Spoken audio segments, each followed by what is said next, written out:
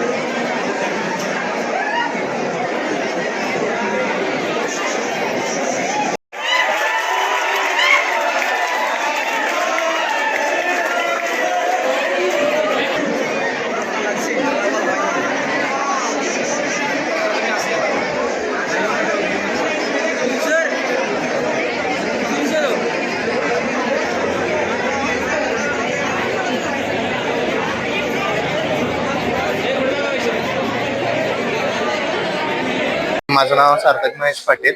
मी सांगलीचा आहे. मला ह्या नीटमध्ये 720 पैकी 705 मार्क प्राप्त झाले. मला पहिल्या नीटमध्ये पण चांगले मार्क मिळालेले, पण ज्या प्रकारे पेपर लीक झाला त्या हिशोबाने सरकारनं पेपर कॅन्सल केला. तर मी पण रिलॅक्सेशनच्या फेजमध्येच गेलेलो. नीट झाल्यावर चांगला स्कोर आलेला, फिरायला वगैरे जाऊन, पण नंतर अचानक हा धक्का बसल्यामुळे परत या फेजमध्ये येणं चॅलेंजिंग होतं. या फेजमध्ये यायसाठी खूप जणांनी, पॅरेंट्सनी, टीचर्सनी मोटिवेट केलं. परत टेस्ट देणं, परत अभ्यास करणं हे चालू झालं आणि तीच कन्सिस्टन्सी मेंटेन करण्यासाठी परत जरा वेळ लागला.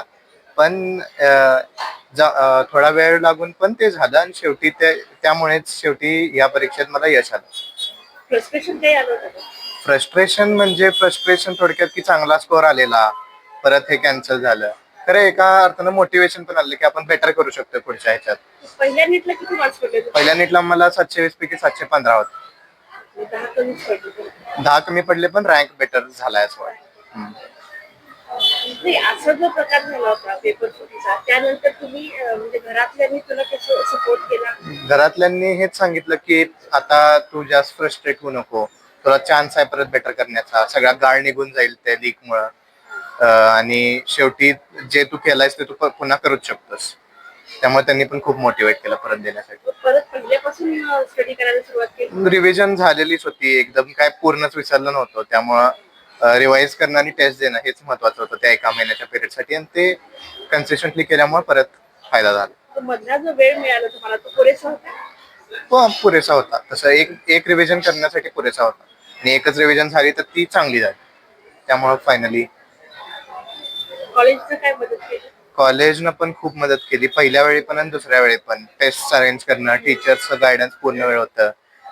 झोनल हेड प्रभू सर आणि डायरेक्टर वासू सर यांनी खूप गाईड केलं शेवटी. त्यामुळं शेवटी ह्या रँकसाठी श्रेय सगळ्यांनाच जातं, पॅरेंट्सना, टीचर्सना, इव्हन सपोर्टिंग स्टाफनं पण खूप सपोर्ट केला.